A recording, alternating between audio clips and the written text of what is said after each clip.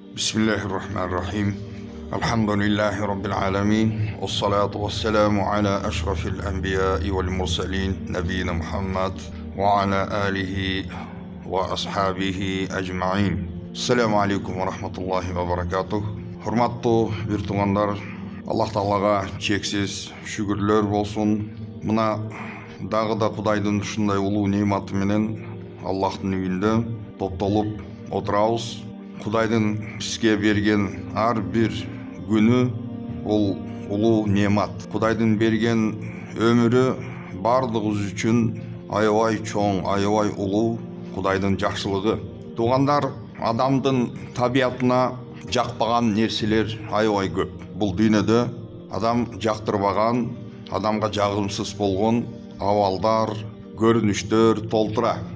Ошолордун катарында туғандар адамға жағымсыз болған мына ушул дүйнөдөн көз жумуп кетүү, өлүм.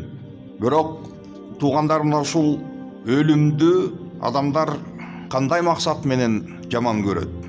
Мына маселенин баары ушунда. Пайгамбарыбыз саллаллаху алейхи ва саллям акфиру зикра хадимил лаззат, мына ушул дүйнөдөгү адамга рахат алып келген нерселердин барын сындырган нерсени көп эстегиле деди. Рахаттын барын сындыра турган нерсени көп эстегиле деди. Бул тугандар өлүм. Бул пайгамбарыбыз Мухаммад саллаллаху алейхи ва саллям бизге мына ушул нерсени буйурду. Эмне үчүн дегенде, ыймандуу адамдар үчүн, мусулман адамдар үчүн бул эң пайдалуу нерсе. Динден түшүнүгү жок адамдар, ыйманы тайкы болгон адамдар кайсыл жерде маанайын көтөрүшүп, шанга бөлөнүп, дасторкон үстүндө отурган болсо, мына ошол жерде эгерде бир адамдын оозунан өлүм тууралуу сөз чыга турган болсо, бардыгыбызга белгилүү. Ошол жердеги адамдардын реакциясы кандай болот? Ушундай эме эс алып, бир жакшына отурган кезде, ушу өлүмдү койчу, ушуну сүйлөбөй эле койбойсузбу эми? Ушул жерде отурган биздин отурушубуздун баарын талкалап, башка тема жокпу, койчу эми мындай көңүлдү ачып, сүйүнүп отура турган нерсени сөз кылчы деп, мына ушундай реакция болот көпчүлүктөн. Жана башка отуруштарда деле ушундай эле.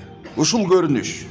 Дин тууралуу сөз башталган кезде, мына ошол маселе, дин тууралуу айтылган ошол акыл насихаттар, мына ошол нерсе көпчүлүк адамдарга дагы ушундай бир ыңгайсыз, бир жагымсыз бир сүрөттү ушундай тартуулап турган үчүн тугандар мына ошол жерде көпчүлүк адамдар дагы возмущенияга жол коюшат.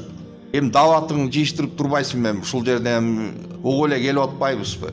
Кичине нормально отурайлык деген сөз дагы тугандар бизге жат эмес.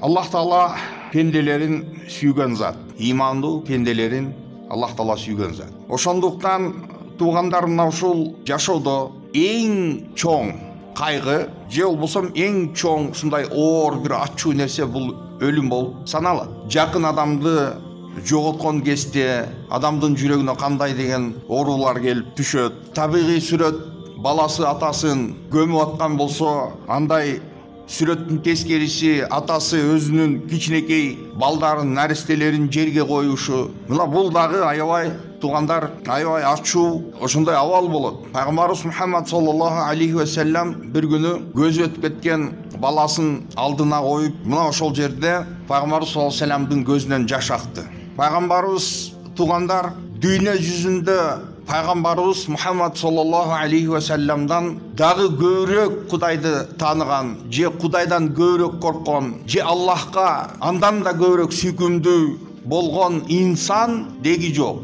Пайгамбарлардын арасында пайгамбарлардын мырзасы Банул Башар деп адам затынын ичинен эң жакшысы бул биздин Мухаммад саллаллаху алейхи ва саллям, биздин пайгамбарыбыз болгон. Мына ошол пайгамбарыбыз тугандар көзүнөн жаш акты. Албетте ушул тегерегинде болгон адамдар, сахабалар, жанында жүргөн инсандар, жана ошондой эле көптөгөн мынакей хадистердин аябай чоң бир пайызын түзгөн Бул Айша энебиздин риваяттары бардыбызга белгилүү болгондой, Айша энебиз пайгамбарыбыздын жаш аялы болгондугу үчүн деген хадистер Айша энебиздин риваятында келген. Пайгамбарыбыз саллаллаху алейхи вассаламдын мына ошентип көзүнөн жаш акканы бүгүн мисалы бирөөнүн жакыны өтүп кетип аткан болсо адам ыйлайт. Албетте жакын адамын жоготкон учурда адам ыйлайт, адам кайгырат. Бул табигый нерсе бул. Бул жаман эмес. Ислам дининде бул нерсе караланган эмес. Ислам дининде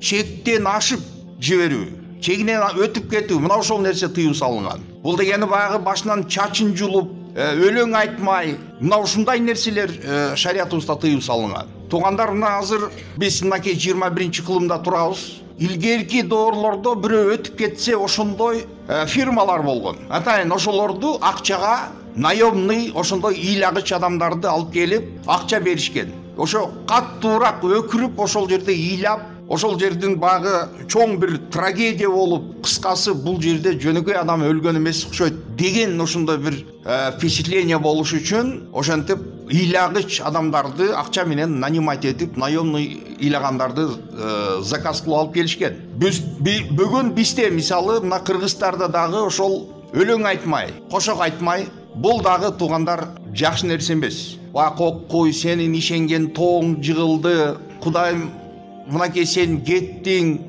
Аллах алып кетти сени, сен деген укмуш ушундай адам эмес белең деп багы адамдагы жок нерселер менен дагы ушинтип кошо айтуу, ыйлаган бул жакшы нерсе эмес. Пайгамбарыбыз Мухаммад саллаллаху алейхи вассаламдын бир сөзүндө «Ал-маййту ю'адзабу фи кабрихи бима ниха алейхи» дейт. Кабырдагы жаткан ошол өлүк канчалык ошентип кошок айтылса, ошончолук деңгээлде азап тартат деди. Пайгамбар саллаллаху алейхи вассалам айтты. Азап тартат деди. Ошондуктан туугандар, мына ушул ыймандуу адамдарга болгон жакшылык эң биринчи орундагы Кудайдын бизге берген жакшылыгы албетте мына ушул ыймандын ээси, жашоонун ээси, адамзаттын ээси, кожоюну болгон жараткан кудуреттүү Аллах Тааланы таанып, билип, Кудайдын ыраазылыгына ылайыктуу жашоо кечирүү бул ар бир инсан үчүн эң чоң улуу бакыт болуп эсептелет. Аллах Таала мынакей туугандар Ахзаб сүрөсүнүн 71-чи аятында бизге кайрылып мындай дейт: «Я айюхаллазина аману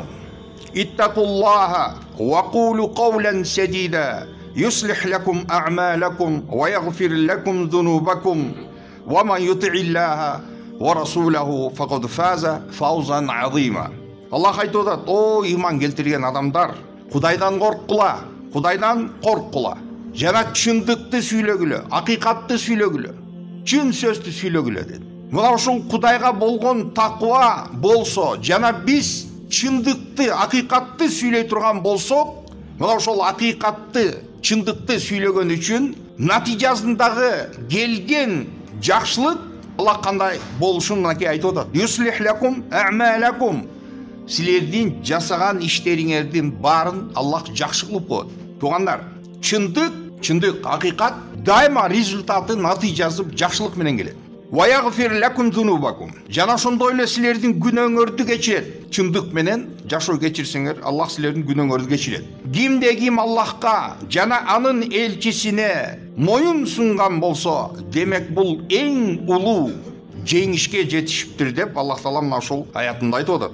Туугандар, эми туугандар, мына ушул жерде биз көңүл бурчу нерсебиз чындык. Мына ушул акыйкат менен чындык тууралуу биздин көз карашыбыз и жашоодогу бүгүн биз турган конкретный позициябыз кандай абалда биз жашоо кечирип атабыз. Чындык акыйкат биздин жашоодо барбы же жокпу? Же бүт баары мына ошол шырманын астында жасалган, же жасалма чындык акыйкат менен биз өмүр сүрүп келебизби? Бул нерсеге туугандар Аллах субхана ва таала Кур'ан Керимде бир аятында «Балил инсану аля нафсихи басира валау алqa ма'азира». Адам канча шылтоолорду өзүн актап, канча деген ушул бир нерселер үчүн ошо кылган бир жашоосундагы болгон ушул терс нерселер үчүн өзүнүн ошол нерсеге катышпай калган же туура эмес бир кылып койгон иштерине сөзсүз түрдө шылтоо таап. Аллах айтып атат: инсан өзүнө өзү күбө дейт. Аля нафсихи басира. Өзү бир жашына билет дейт. Анын ичиндеги болгон максатын, анын ниетин, калыстыгын адам өзү прекрасно билет. Бир эки эгерде ошол иш туткан болсо, ошол нерсени кайсыл мотив эмне себептен ушул нерсени кылганын дагы адам прекрасно түшүнүп турат. Аллах айтып атат мынакей: "Аля нафсихи басира, валау алqa маадира." Канча шылтоо айтпасын, бирок бул өзүнө өзү күбө. Ахзаб сүрөсүндө тугандар Аллах Таала мынакей мындай деп дагы бир аятын айтты: "Валлазина ю'зуна ал-му'минина вал-му'минати бигайри мактасабу фақад ихтамалу бухтанан ва исман мубина." Аллах айтып атат: тугандар, кимде-ким мына ошол имандуу эркек, имандуу аялдарга зыян жеткирип жаткан адамдар, алардын кылбаган нерсесин жасады деп, бул деген кылбаган нерсесин же болбосо жасабаган ошол нерсесин бул жасады, кылды деп айтканды биз эмне деп айтабыз? Курдомат дейбизби? Курдомат. Булар аябай чоң, аябай улуу курдоматты булар өздөрүнө көтөрүп алышты. Жана ачыктан ачык болгон күнөөнү булар жасашты дейт. Тугандар, имандуу адамдарга болгон мамиле, мусулман адамдарга болгон адамдын мамилеси. Тугандар, мынакей биз ушул аяттан дагы көрүп атабыз. Биздин бүгүн адамдардын арасында кылып жаткан иштерибиз, биздин туткан амалдарыбыз биз үчүн аябай жеңил сыяктуу көрүнүшү мүмкүн, бирок бул жараткан кудуреттүү Аллах Тааланын алдында абдан улуу. Биз билип билбей эле ушундай нерселерге кадам таштап кое беребиз. Албетте мына ушул кадам таштап бул нерсени жеңил эсептеген адамдар биринчи орунда кимдер десе, тугандар, албетте ошол динден тайкы болгон адамдар. Алар үчүн бул бир чипуха сыяктуу сезилиши мүмкүн. Эч нерсе эмес го бул, эмне болуптур дегендейчи. Баягы бирөөнүн этин артынан отуруп гыйбат менен, ушак менен жамандап сүйлөп, ошол кезде отуруп, оозундагы тамагын чайнап, көк чай менен запивать этип атып, ошол жерде ошол бир туган мусулмандын этин жеп атканын өзү осознавать этпейт. Нормальный көрүнүш. Тугандар, мына ушул дүйнөдө адамдар эгерде бир туура эмес бир поступокты кадамга бара турган болсо, ар бир инсандын ошол нерсесине болгон оправданиясы болот. Ошол нерсеге кадам таштаган болсо, ал адамдын жеке өзүнүн мотиви бар. Ушул жасалган кылык баягы ассоциация деп болду, минеге окшоп кетип атат. Кимдин туткан ишине, кимдин жасаган нерсесине окшоп кетип атат. Кур'ан-ы Каримде Аллах субханала ва таала көптөгөн аяттарда айткан болчу. Кимди сүрөттөгөн болчу? Биринчи орунда адам затынын эң биринчи душманы болгон иблисти Аллах субханала ва таала сүрөттөп, иблистин туткан ишин, иблистин тактикасын, иблистин карманган ошондой баягы адамдарды адаштыруу ыкмаларын Аллах Таала Кур'анда бизге айткан болчу. Кур'ан бизге эмне? Кур'ан бул бизди бейишке алып бара турган Аллахтын сөзү. Бул дайыма айтабыз, бул жөн эле бир адам өлүп калса, ошонун өлгөн кезинде гана Кур'анды өлүккө багыштап окула турган нерсе эмес. Кур'ан бул тирүү мусулман адам үчүн бул инструкция. Тирүү мусулман адам үчүн бул руководство. Тирүү адамдар үчүн, мусулмандар үчүн Аллахтын ыраазылыгына алып барчу кап-караңгы мырактын залалат адашуу караңгылыгынан муракабесе арасында болгон жарык нур бейишке алып бара турган бул Кур'ан, Аллахтын сөзү. Иблис эч качан, иблистин эң эле биринчи тактикасы Кур'андагы бул тазинул батыл. Ал эмнеси десеңер, акыйкатсыздык, күнөө иш, Кудайга жакпаган нерсе. Мына ошол нерсени кооздоп тартууламай бул иблистин ыкмасы. Эч качан мисалы ошол айтайлык баягы алкоголизмдин баягы ичине кирип кеткен инсанды, же болбосо ошол баңгизат наркоманияга кирип кеткен адамдарды, же болбосо мына ошол душмандыкты козгоп бирөөнүн канын төккөнү, мына ушул нерселердин бардыгы иблис адам үчүн, мусулман адам үчүн кооздоп тартуулайт. Ага дух берет, ушул нерсени кылыш керек, бул жакшы нерсе депчи. Ошентип кооздоп, жакшы нерсе деп кооздоп тартуулайт. Бизде бар го кээ бирлер өздөрүнүн баягы никеси жок болгон аялдарга, күйөөсү жок, ошол аялга барса бул сооп болот деп мисалы өзүнө жол тапкандар. Эмне себептен десе, күйөөсү жок, ал байкуштун да көңүлүн көтөрүш керек, ошон үчүн бул барып жакындык жасап, ошо кылган кадам менен мен анын бир аялдын көңүлүн көтөрүп келдим деп өзүнүн жасаган нерсесине оправдание тауып атат, сооп иш кылдым деп атат ошол нерсеничи. Мына ушул нерсе шайтандын, иблистин ыкмазы. Иблистин ыкмазы. Бүгүн мисалы ошол адамдарды ошо бөлүп жармай, же болбосо ушул мусулман адамдардын ортосунда интригаларды жүргүзүп, аларды биримдигин ыдыратып, бирине бирин душман кылып, артынан сөз ташып, гыйбат кылып, ушак сөздөр менен адамдардын ортосун бузуп, мына ошентип жүргөн инсандарды эмне үчүн ушундай нерсени кылып атасың десе, ал нерсесине мына иблистин оправданиясы болгондой эле бул адамдардын дагы өздөрүнүн оправданиясы бар. Бул оправдание мисалы айтайлык, туугандар Муса алейхиссалам. Муса алейхиссалам фараон багы илгерки ушундай бир чоң падыша, бийликтин бар анын колунда, ал жөн эле мындай падыша болуп калбастан, ал өзүн Кудай деп жарыялаган инсан болгон. Өзүн Кудай деп жарыялаган инсан. Мына ошол өзүн Кудаймын деп жарыялаган адамдын тегерегинде анын близкий адамдар болот.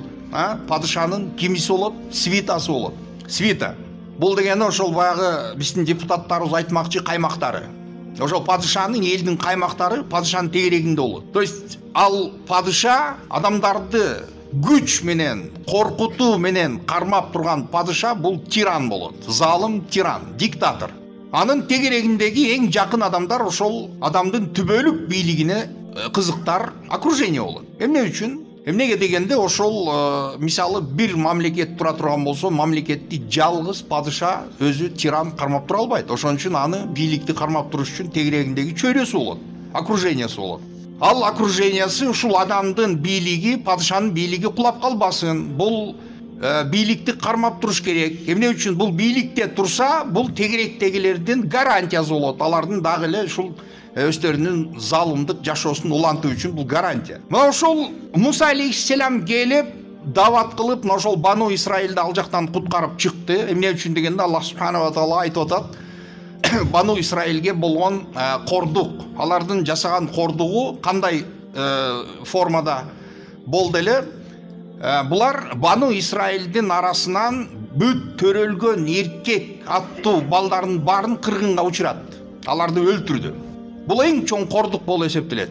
Эмне үчүн дегенде, мына ошол кайсыл бир нация болбосун, кайсыл бир калк болбосун, ошолордун эркектерин кырып, аял затын гана тирүү калтырыш, бул албетте ошол калк үчүн болгон чоң геноцид, бул ошол элди өлтүрүү болуп эсептелет. Геноцид и кордук. Мына ошол ситуациядан куткаруу үчүн Аллах субханаху ва таала Муса алейхиссаламды жөнөттү. Ошол кезде туугандар, мына ошол фараондун айтып атпайбыз, бардык нерсенин мотивациясы болот деп атпайбызбы? Бардык нерсенин мотивация болот да. Мисалы айтайлык, мусулмандарга каршы эгер бирөө күрөш кыламын десе, мусулман динин ушул өнүгүп кетип атат, ушул диндин тамырын кесип тартып туруш керек деген ошондой айыптар менен чыккан адамдар ошол динди террор, радикализм, экстремизм менен айыптап, мына ошентип динди дайыма кыркып туруш керек деген ошондой көз карашты аркылап келишет. Муса Фираунду акыйкатка Аллахтын ыймандуулугуна, пендечилигине дават кылып чакырган кезде, ошол жанындагы багы окружать эткен свитасын Фираун карап аларга айтып атат. Муса дейт, бул адам силердин жашаган, мына ушул сиңип калган ушул образыңарды, ушул жашоону өзгөрткүзүп келип атат. Мен силердин үстүңөрдөн мен кооптонуп атам дейт. Силердин тутунган диниңерди бул өзгөртүп жиберет. Силерге бул бузукулукту киргизип жиберет. Мен силердин үстүңөрдөн мен аябай кооптонуп атам деп, мына ошол ага каршы болгон ошол душмандыгын мына ушундай мотив менен бул алып барды. Мен силерге жакшылыкты каалап атам. Жакшылыкты. Ошон үчүн мен силерге ушул нерсени айтып атам. Бул силердин карманган тутунган диниңерди, силердин жашап келген илгерктен бери жашап келген образ жашооңорду, ошолорду бузуп, бул бузукулук кылып, жамандык тартып коюш мүмкүн. Мен силердин ушу үстүңөрдөн аябай мен переживать этип атам деп, мына ушинтип сүйлөдү. Ким болбосун ушул жашоодо эгерде бир туура эмес кадамга бара турган болсо, сөзсүз түрдө муша жасаган кадамдын оправданиясы болот, мотиви болот. Артында ошондой благая цель дегендей аябай ыйык ушундай бир тутумга максаттар болот. Туугандар, мынакей Фатх сүрөсүнүн 12-аятында Аллах Таала мындай дейт: "Бал занантум алла янқалибар расулу вал муъминуна иля ахлихим абада ва зуйина залика фи кулубикум ва занантум занна сау ва кунтум қауман бура.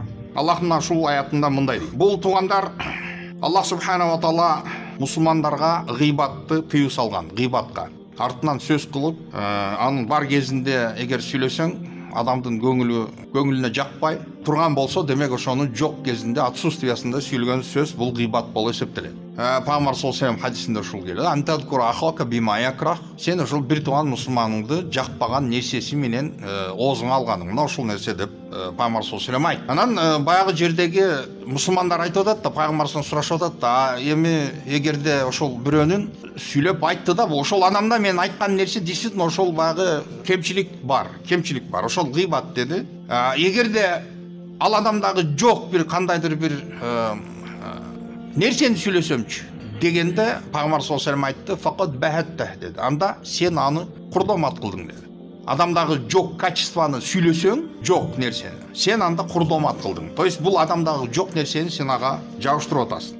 Тугандар, мына ушул аятта айтып атат, Аллах Таала айтат: силер дейт, пайгамбар жана имандуу адамдар эми эч качан өздөрүнүн үйлөрүнө кайтпайт деп силер ойлодуңар. Силер аябай жаман ойго жол койдуңар. Вакунтум кавман бура, силер мына ушундай залым эл болдуңар деп Аллах Таала айтып атат. Бул дегени кимге караштуу? Бул албетте баягы тугандар, мына ошол коомдун ичиндеги болгон эки жүздүү адамдардын образдары. Эки жүздүү адамдардын образы. Эки жүздүү адамдардын образы, субханалла, булар дайыма мына ушул мусулман элинин ичиндеги эки жүздүү адамдардын ошондой конкретный баягы признактарынын бири бул мусулман адам. Мисал айтабыз, тугандар, биз айтабыз, эгер сен душманың болсо, адамдын душманы болсо, ошол адам качан рахаттанат, качан ошол адам жыргай баштайт, качан анын душманы бир проблемага кабылса, мына ошол кезде бул адам кубанат, туурабы? Душманың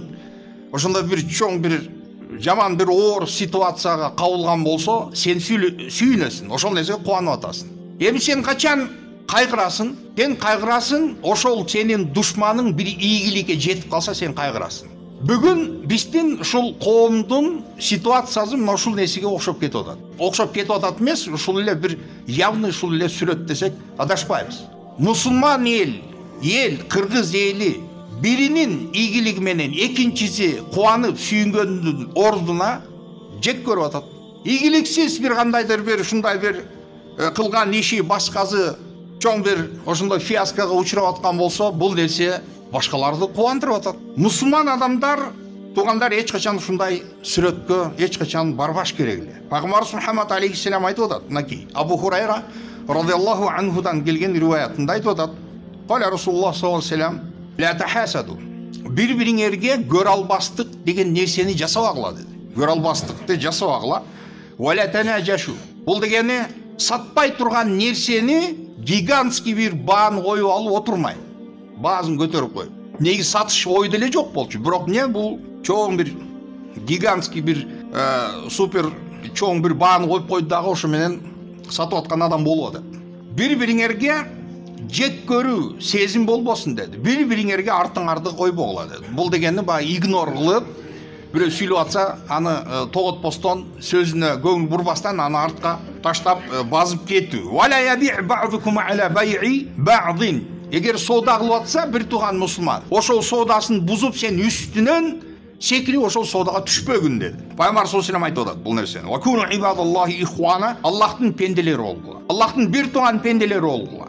Ал муслиму аху ал муслим, мусулман мусулмандын бир туганы. Мусулман мусулманга зулум жасабайт деди. Мусулман мусулманды эч качан мына ошондой оор абалда башына проблема, кайгыга түшкөн кезде аны жардамсыз калтырып таштап кетпейт деди.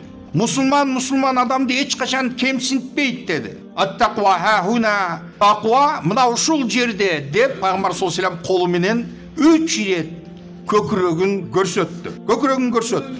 Анан айтты: бихас мусулман адамдын жамандыгы жетиштүү болгон нерсеси bir туған мұсылман адамды кемсінтөсі, мына ошол адамға жамандық жағынан болды, планы толды дейді. Андан арттырыш ешқандай керегі жоқ. Әрбір мұсылман адам башқа мұсылманға болған арам нәрсесі, туғандар, арам, тиіп болбой тұрған нәрсесі, бұл адамдың қаны, мұсылман адамдың қаны, мұсылман адамдың мал мүлкі арам. Жана ошондой эле уайрдо мұсылман адамдың абройу. Müslüman adamın abroyu ikinci Müslüman için haram. Allah özü geçirsin. Mınaki Peygamber Muhammed sallallahu aleyhi ve sellem'den bir hadisinden biliyoruz. Kale bu da Abu Hurayra radıyallahu anhu'dan bolgan rivayetinde kale aytadı. Kale raculun ya Resulallah inne fulana yuzkar min kethreti salatiha ve siyamiha ve sadakatiha gayra enneha tu'zi jiranaha bilisaniha. Kale hiye finnar. Abu Hurayra'dan gelgen hadis. Peygamber sallallahu aleyhi ve sellem'den aldığında bir kişi mınday деп айтты dedi. Ya Resulallah dedi. Palanca bir ayal var dedi. Oşol ayal ayvay namazı көп, ayvay көп namaz okugan, oruzaları ayvay көп, жасаған садақалары ayvay көп, mart ayal eken, kol berişen ayal. Bolgonu goyra enne tu'zi jiranaha bilisaniha. Komşularına bolgonu tili menen ziyanı tilip turat eken degende Peygamber sallallahu aleyhi ve sellem aytты hiye finnar, al tozokto dedi. Tozokto. Туғандар, мынау шул нәрселерді біз не үшін мындай көңіл бұрбайбыз шул нәрсеге, туғандар?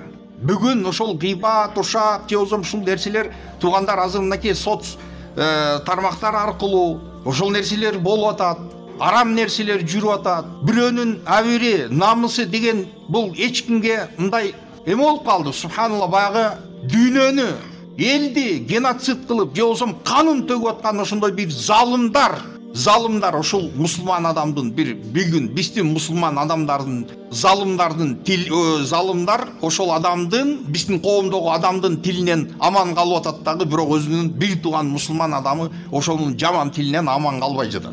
Ошон үчүн туугандар, Аллах Таала бизди бар өзү кечирсин, имандарыбызды бекем кылсын. Экстремизм тууралуу айтып кетчү боло турган дагы бир сөзүбүз мына ушул религиозный экстремизм, радикализм деген нерсе бул өтө жаман көрүнүш, бул жакшы нерсе эмес туугандар. Ошол нерсеге жол койбош үчүн туугандар биринчи орунда адамдарга, мусулман адамдарга билим керек. Билимсиздик бардык биздин башыбызга түшкөн трагедиялардын башы, тамыры бардыгы келип мына ошол билимсиздиктен болот туугандар. Бардыгы туугандар мына ошол айтып атабызго, ар бир ошондой багы чектеринен ашып кетүү ошол нерсенин алып келет. Адам кече бузулуп көчөдө күнөө иштер менен жүргөн болсо, бүгүн намаз окуп, тоба кылып, бул мечиттин ичине кирип ибадат кылып баштаган кезде молодой, жаш, каны суюк болгон абал. Мына ошол инсан акырындык менен баягы динди эми эле познавать этип, жаңы эле танып баштаган кезде бул адамдагы туугандар, бул мына ошол молодойлордун жана ошондой эле жаңы динге келген инсандардын признактарынан дал ушул нерсе болот. Бул айтайлык намаз окуду, сакал койду, то есть бул мусулмандын атрибутикаларын өзүнө кабыл алгандан кийин эми бул адамды саунада, бул адамды дискотекада жүргөнүн көрбөйсүн. Анан бул шайтан ал адамды эмне кыла, таштап кетип калды. Болду, эми бул намаз окуду, сакалды койду, демек бул уже ангел болуп калды. Муну буза албайбыз дейби? Жок, андай эмес. Бул адам мечитке киргенден кийин ошондой профессионал, ошондой күчтүү шайтандар келип баштайт дагы, эми муну диндин ичинде бузган аракет кылат. Диндин ичиндеги бузуу туугандар мына ошол адамды бул крайность или бул крайность. Экстремизм деген дал ошондой. Айтат го экстремальный вид спорта деп, мисалы. Адамдын жашоосуна кооптуу болгон, опасный ушундай багы натыйжалар менен болгон спорттун түрлөрүн экстремальный виды спорта деп коет. Дал ошол исламдагы экстремизм качан пайда болот? Бул жак крайностьти алып коет, же болсо бул жак крайностьти кармап басып салат. Таразанын бардыгын ортолук адилеттүүлүктү кармабастан бирин көбүрөөк басып, экинчисин басып, айтор баягы киши намаз окуп, динге кирген инсан уже тегерегиндеги бүт адамдардын баарын бул күнөөкөр көрүп, өзүн периште көрүп баштайт. Мына ошол нерседен келип чыгат. Аллах Таала ушулдай нерседен этият кылсын, бизди сактасын. Жана ошондой эле туугандар, мына ошол айтайлык үйүндөгү аялы. Бул экөө тең таанышканда, экөө тең баш кошкон кезде бири-бирин сүйүп баш кошкон эле. Анан кийин бул эркек эми көчөдө жүрдү. контакттар көбірек болушы мүмкін, бұл адамда көбірек болады. И бұл адам намаз оқып динге кіріп қалды. Сөз түрде мына ошол мешіттерде уккан маселелерин башкаларын мындай экен, тигиндей экен деп турганан бұл адам келип өзүнүн үйүндө аялын айтып баштады. Аллах субханаху ва таала Кур'ан Керимде айтып атат: "Ва'мур ахлика бис-салати вастабир алейха." Өзүңдүн үй бүлөңдү, аялыңды намазга буйругундагы мына ошол нерсенин үстүндө сабырдуулукту кылгын дейт. Бул инсан эми баягы көчөдөн намаз үйрөнүп, көчөдөгү нерселерди эме кылып келди дагы, бул өзүнө тең деп атат. Аялына бул эми силой заставлять этип, сен мондай кылышың керек, мындай кылышың керек деп үйдө проблемалар башталды, скандалдар башталды. Бул жерде бир вопрос жаралып атат. Туган, сен менен ушундай сүйгөн жарың болсо, сен балдарыңдын энеси болсо, сен эмне үчүн ошол аялыңа кичине мөөнөт берип, ошол жумшактык менен сен эмнеге ошондой мамиле жасабайсың? Эмне үчүн бул обязательно ошол нерсе ортодогу отношениялардын разрывына алып барыш керек? Эмне үчүн үй бүлө бузулуш керек? Эмне үчүн сен ошол аялыңа кадам таштап ошол нерсени чыдамкайлык менен, сабырдуулук менен жеткизгенде аракет кылбайсың? Мына ушул нерселерден экстремизм, терроризм, мына ушундай ситуациялардан туугандар пайда болот. Амин, дуа кылабыз. Амин, я Раббана. Аллахым, мына ушул дуа сурагандардын дуаларын Аллахым өзүң орундаткын.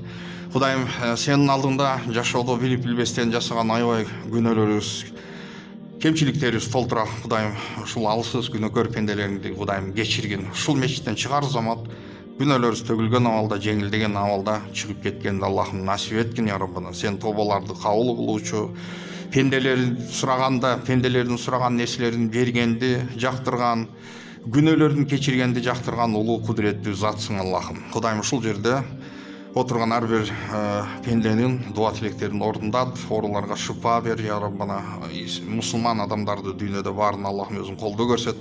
Элибиз жана мекенибиз болгон ушул журтубузду Кудайым жамандык, кырсык апаттардан, сырткы дагы душмандардын баарын жамандыктарынан Аллахым өзүң аман кыл. Аллахым, элибиздин үстүндө турган ушул бийлик ээлерин дагы өз жарандарына мээримдүү боорукер болуп, акыйкат үстүндө жүргөндө Аллахым өзүң насип эткин. Кудайым, өтүп кеткен ата бабаларыбызды жаткан жерлерин жайлуу кыл, бала чакаларыбыздын келечегин кең кыл. Аллахумма салли ва саллим ва барик аля набийина ва хабибина Мухаммад ва аля алихи ва сахбихи ажмаин bi rahmatika ya arhamar rahimin.